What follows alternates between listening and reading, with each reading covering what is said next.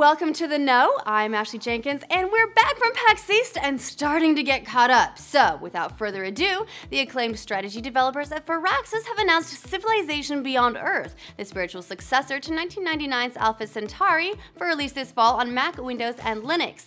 The game will share the hexagonal setup from Civilization 5, but trades out the traditional tech trees in favor of an open-ended tech web, so you can spread your advancements through cybernetics, advanced AI, genetic splicing, robotics, and so on, and there's no way you can unlock all of them in a single playthrough.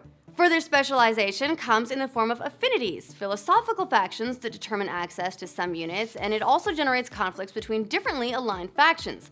But you won't just square off against those other settlers, you'll also be in conflict with the indigenous lifeforms you come across on the new planet. Co-lead designer David McDonough explains, Civ 5's barbarians are really more like a speed bump or an early game punching bag for you to kinda get your military chops before you're ready to get into a real war. In this game, they're completely different. It's really a whole other opponent that plays completely asymmetrically to any of the human players.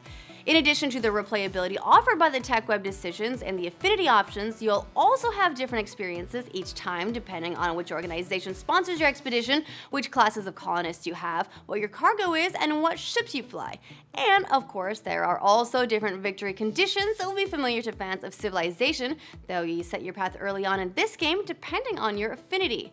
The game kicks off with humans setting off to find a new home after global events have destabilized the world. Society has collapsed and the struggling race looks to the stars for a new beginning. However, don't count on having the entire narrative spoon-fed to you.